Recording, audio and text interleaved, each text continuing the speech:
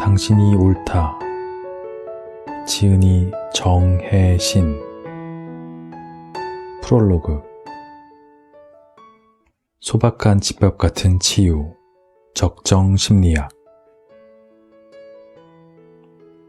어떤 단어가 사냥매처럼 마음속에 내리꽂히거나 저녁 강물처럼 흘러들어올 때가 있다. 적정기술이란 단어가 그랬다. 이런 사람 살리는 개념이라니 심플하고 아름다웠다. 매혹당하지 않을 도리가 없었다. 아프리카 어느 마을. 식수가 부족해 아이들은 아침 일찍 물동이를 지고 물을 길러 나선다. 몇 시간을 걸어가서 물을 길어 이고 지고 되돌아오는데 아이들의 불완전한 걸음과 부실한 물동이 때문에 절반은 돌아오는 동안 흘러서 사라진다. 그 딱한 사정을 접한 디자이너가 사람들과 힘을 합쳐 큰 공 모양의 물통을 만들었다. 그 후 아이들의 삶은 달라졌다. 아이들은 물이 꽉 찬 물동이를 놀이하듯 굴리며 돌아온다. 더 짧은 시간에 더 많은 양의 물을 운반할 수 있는 것은 물론 저장도 가능하게 되었다. 마을 주민들의 삶도 달라졌다. 아이들은 물 기느라 갈 수 없었던 학교를 다닐 수 있게 되었다. 아주 간단한 물통 디자인 하나가 바꿔놓은 일상의 기적이다. 흔하디 흔한 적정기술의 한 사례이다. 적정기술은 화성 이주를 꿈꿀 정도로 환상적인 과학기술이 넘쳐나는 시대에 간단하고 일상적인 기술의 결핍으로 인간다운 삶을 살지 못하는 사람들에 대한 연민과 주목에서 비롯한 개념이다. 전 지구적으로는 식량이 넘쳐나는데 굶어 죽는 사람이 그토록 많은 이유를 따져 묻는 것과 비슷한 의문에서 출발한다. 인간의 윤택한 삶이 최종 목표인 과학, 그것도 과학 만능주의 시대에 여유롭고 행복한 사람이 넘쳐나지 않는 건 이상하다. 어떤 이들은 그 이유를 우리에게 최첨단 과학기술이 부족해서가 아니라 일상에 필요한 적정기술과 그것의 적정한 분배가 이루어지지 않아서라고 요약했다. 소박하지만 위대한 성찰이다. 그래서 적정기술의 개념과 적용 사례를 처음 접했을 때 흥분했다. 간단한 과학과 평범한 기술들이 전해주는 결과는 결코 소박하지 않았다. 우뚝하고 놀라웠다.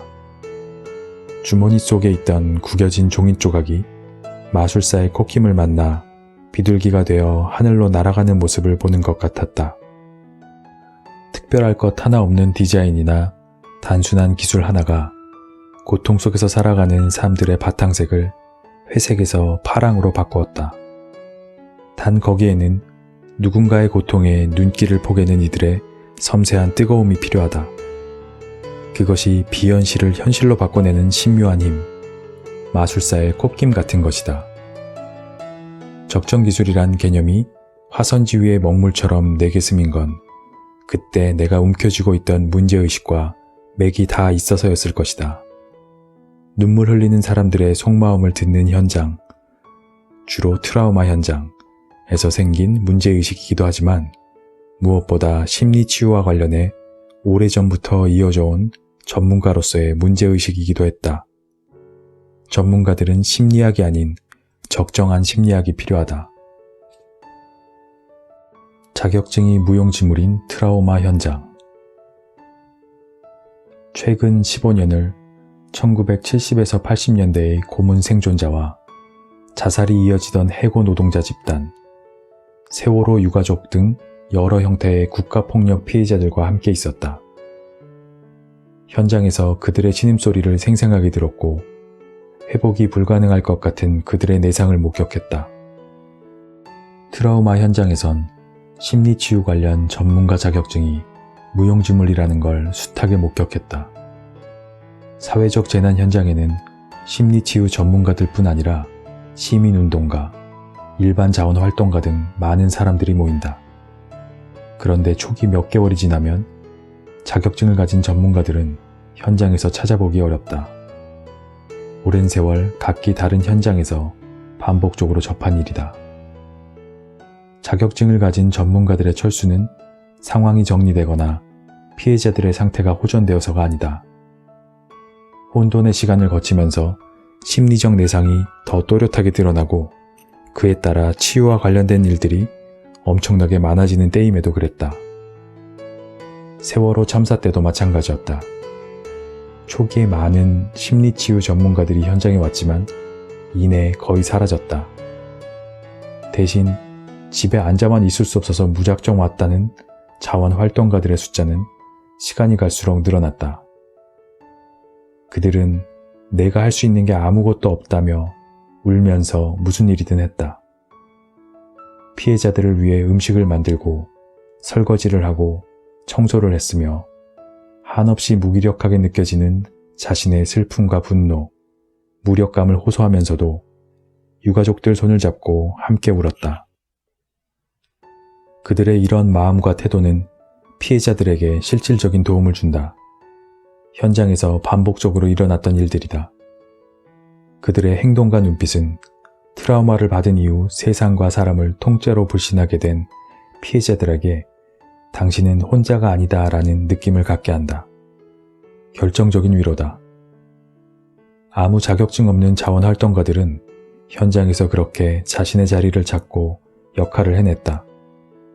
세월호 참사 당시 정부와 정치 권력은 상처 입은 피해자들을 길바닥에 패대기치고 상처에 소금을 뿌렸다. 하지만 자원활동가들의 한결같은 일상적 활동과 그들의 공통정서인 슬픔과 무기력이 만들어낸 슬픔과 무기력의 거대한 연대는 피해자들을 구하는 동아줄이 되었다. 그 굵은 동아줄 곳곳에는 엄청난 치유적 에너지가 팽팽했다. 자원활동가들 중 몇몇은 자기 경험을 바탕으로 치유의 원리를 자기 언어로 아무렇지도 않게 말한다. 자신이 하는 말과 행동이 치유의 원리에 가장 근접한 것이라고는 짐작도 못한다. 옆에서 진심을 다해 말해줘도 자기는 치유는 알지도 못하는 사람이라며 자신에게 가당치 않은 칭찬이라고 밀어낸다. 그들의 깨달음과 그 바탕에서 나오는 활동은 이론으로 무장한 전문가의 말과는 전혀 다른 결의 힘과 효력이 있다. 다른 많은 트라우마 현장에서도 비슷한 일이 반복됐다. 일반 자원활동가들은 처음엔 혼돈 속에서 갈팡질팡하더라도 마침내 피해자들에게 도움이 된다. 하지만 자격증이 있는 사람들은 조금 다른 양상을 보인다. 처음엔 전문 분야의 지식과 경험을 바탕으로 뚜렷하게 뭔가 치유를 하겠다며 나서지만 곧 존재감을 잃는 경우가 적지 않다. 생업이 바빠서 자신의 일터로 돌아간 경우보다 피해자들이 더 이상 그들에게 도움을 구하지 않거나 심지어 거부를 당해서 현장을 떠나는 경우도 있다. 왜 그럴까? 왜 심리치유 전문가일수록 현장에서 실패하는가? 사람 목숨이 경각에 달린 현장에서 전문가가 자기 역할을 하지 못한다면, 그것도 많은 경우 그렇다면 그때의 자격증이란 도대체 무슨 의미가 있는가? 내가 관련 자격증을 가졌으니 오해를 무릅쓰고 정신의학의 경우를 예로 들어보자. 정신의학은 신경증, 정신질환 등의 질병을 진단하고 치료하기 위한 임상적 학문적 틀을 위해 세워진 의학의 한 분야다. 이 틀은 어쩔 수 없이 인간의 고통과 갈등을 질병의 관점에서 바라보는 전통을 유지한다. 그래서 정신의학은 사람을 사람보다는 환자로 인식하는 경향이 있다. 의사들에게는 수련의 때부터 시작된 거의 무의식적 과정이다. 그런 시선은 나를 비롯한 정신과 의사들에게 너무 자연스러운 일이 되었다. 사람 마음의 유익을 위해서 복무해야 하는 정신의학이나 심리학이 학문 본연의 역할과 다르게 사람이라는 존재 자체와 서서히 괴리된 것이다. 오래된 일이다. 트라우마 현장에서 피해자가 전문가에게 도움이 되는 도움을 달라고 절규하는 걸 들은 적이 있다. 도움이 되지 않는 도움의 실체는 무엇인가? 도움이 되는 도움은 왜 도움이 되고, 도움이 되지 않는 도움은 무엇 때문에 도움이 안 되는가? 정신과 의사들은 트라우마 현장에서도 그들의 슬픔과 고통을 충분히 듣기 전에 약물 처방전을 꺼내는 경우가 많다. 이는 피해자의 고통을 증상을 중심으로 인식하기 때문이며 증상은 질병의 근거가 된다. 우울증의 원인을 생물학적 기전으로 설명하며 약물로 증상을 줄여주는 일은 의사만이 할 수 있는 고유하고 중요한 역할이라고 생각한다. 물론 그런 면도 있다. 불면이나 불안 등의 증상이 그 사람이 겪고 있는 스트레스에 대한 심리적 저항력을 떨어뜨리고 일상을 더욱 고통스럽게 만들고 있다면 약물 치료로 증상을 줄이는 도움을 받을 수 있다. 그러나 아이 잃은 고통을 조롱하고 상처에 소금을 뿌리는 자들에 의해 영혼이 갈갈이 찢겨나가는 고통을 느끼는 피해자들은 자신을 환자로 바라보는 의사의 시선에 의해 다시 상처를 입는다. 트라우마 피해자들은 자신을 환자가 아닌 고통받는 사람으로 바라봐주길 바란다. 특별한 욕심도 아니다. 전문가라면 습관적으로 반복적인 약물 처방 말고 들어주기 어려운 자신의 끔찍한 고통에 집중하고 깊이 이해하고 알아줄 것이라고 기대하는 것이다. 상처 입은 사람의 이런 욕구는 트라우마 현장에서만 만날 수 있는 것이 아니다. 우리 모두가 겪는 일상에서 상처를 입었을 때, 억울함이나 외로움 등을 느낄 때도 우리 모두가 갈구하는 1차적인 심리적 욕구다. 지금의 나는 나를 포함해 자격증 가진 이들의 사람에 대한 인식의 한계를 절감하고 또 절감하지만 예전엔 그러지 못했다. 나 자신도 지금 내가 문제를 제기하는 바로 그런 공기 속에서 공부하고 수련을 받은 사람이기 때문이다. 그런 인식의 한계에서 자유롭게 어려웠다. 그러니 지금부터 하는 말은 일종의 고백이다. 나도 예외가 아니다. 우리 집 가족 중 한 명이 내게 감기 몸살로 여러 증상들을 호소하면 나는 별것 아니다, 괜찮다, 가능하면 그냥 버텨라 하고 얘기했다. 맞는 말이지만 그들은 내 반응에 몹시 서운해했다. 당시 나는 서운해하는 상대가 잘 이해되지 않았다. 몰라서 그런다고 생각했다.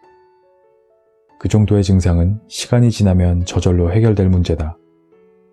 감기 몸살에 걸리면 약을 먹는 것보다 오렌지 주스 같은 비타민을 충분히 섭취하고 잘 쉬면 저절로 낫는다.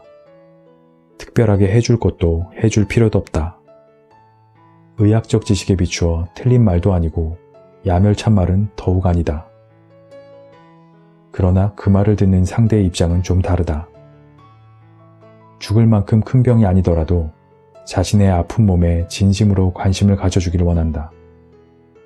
특별한 치료가 필요 없는 질병이라도 일상에서 조심해야 할 것들, 대중요법 같은 것이라도 한두 가지 일러줬으면 상대는 안심했을 것이다.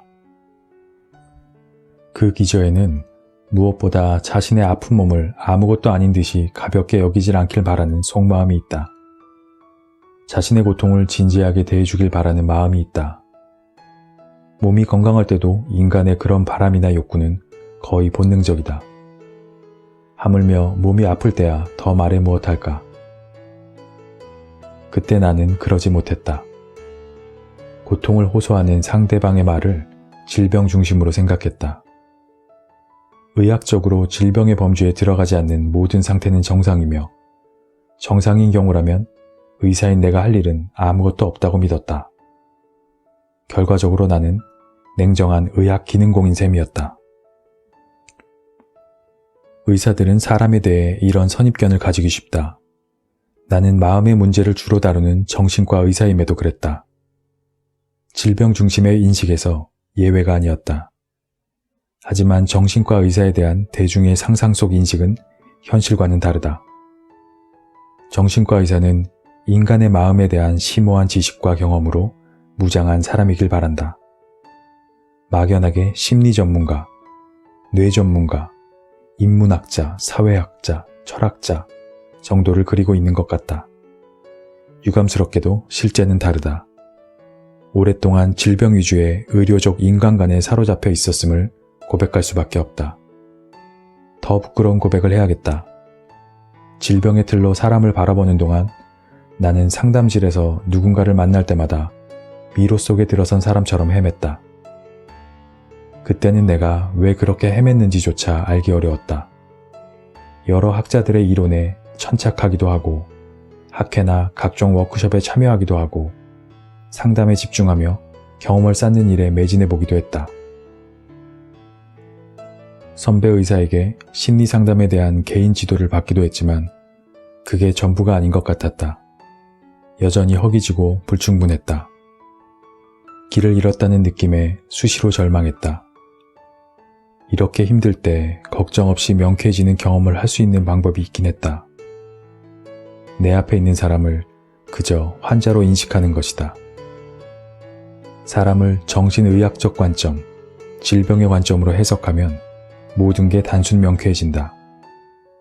거의 모든 걸 생물학적 원인이라고 설명하니 간단하기도 하다. 그에 맞는 약을 건네면 됐다. 그 순간엔 나만 알고 있는 내면의 혼돈에서 벗어날 수 있었다. 의학적 설명에는 환자 누구도 토를 달지 않으니까.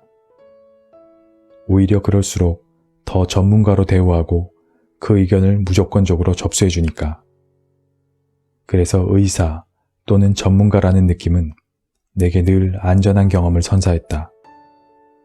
견제당할 수 없는 자격증의 성체 안에서 나를 찾아온 사람에게 나는 확고한 주도권을 쥔 전문가였다. 나를 찾아온 사람이 내 진료실을 떠나지 않는 한 그것은 어김없는 사실이었다. 자격증은 내게 인간에 대한 근본적인 질문을 던지는 일, 그 답을 얻기 위해 치열하게 갈등하는 시간을 건너뛰더라도 마음을 덜 불편하게 했다. 자격증은 내가 답을 가졌다는 증표처럼 느끼게 해줬다.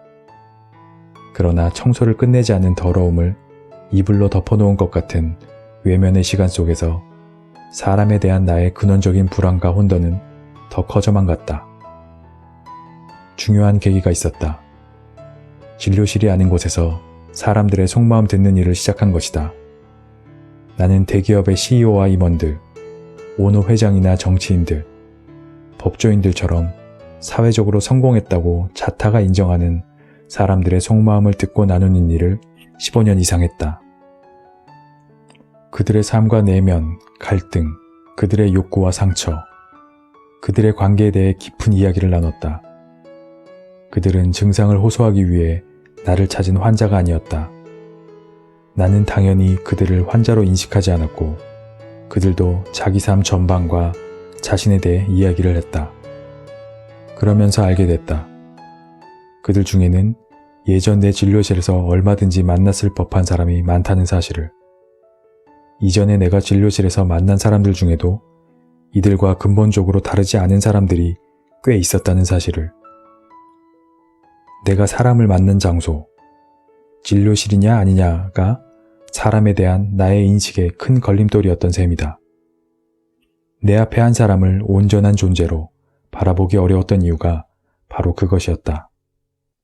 정신과 의사로서 그토록 오랫동안 사람에 대해 혼란스러웠던 이유를 알게 됐다. 진료실을 찾는 사람들은 버티고 버티다가 의사에게 기댈 수밖에 없겠다 싶은 심정이 되었을 때 병원에 오는 경우가 대부분이다. 지금 자신에게는 타인의 도움이 필요하며 환자 취급을 받아도 상관없다는 마음, 백기투항을 하는 심정으로 온다. 그 말을 다르게 해석하면 진료실에서는 의사-환자 관계는 의사에게 압도적으로 유리한 관계, 의사 중심의 관계라는 걸 의미한다. 진료실이 아닌 일상의 공간에서 누군가를 만났을 때 사람은 자신의 매력을 보이고 자존심을 지키려 애쓴다. 그런 일상의 공간에서 자기 속마음을 털어놓으려면 특별하고도 충분한 이유가 있어야 한다. 진료실이 아닌 현장에서 환자가 아닌 사람을 만나며 진료실이 아닌 곳에서 사람들의 속마음을 접하며 나는 알게 됐다. 이곳에선 심리적 진검승부가 필요하구나. 그들은 자신을 환자로 생각하지 않는 사람들이었고 나도 당연히 그들을 환자로 생각하지 않았다. 그동안 진료실에서 만나는 사람들을 환자로 규정하고 의사라는 우월적 위치에 대한 자각 없이 살았던 것이다. 진료실 밖에서 흰 가운이라는 보호막 없이 그들의 속마음을 들으며 그 사실을 확실히 알았다. 환자라는 틀로만 바라봐도 괜찮은 사람이란 세상에 없다. 그런 시각은 옳지도 않지만 맞지도 않는 말이었다. 사람이라면 누구나 상처가 있다. 남보다 특별하게 예민한 구석도 있다. 거기에 예외인 사람은 없다. 아무리 건강한 사람이라고 해도 24시간 건강하게 살지 못하듯 노이로제가 있는 사람이라도 24시간 노이로제 환자로 살지 않는다. 진료실이 아닌 곳에서 환자 아닌 사람의 내면을 만나면서 사람에 대해 혼란스러웠던 시간들이 안개 거치듯 조금씩 제자리를 찾았다. 진료실 밖에서 환자로 쉽게 규정할 수 없는 사람들과 속마음을 나눈 시간은 나를 변화시켰다.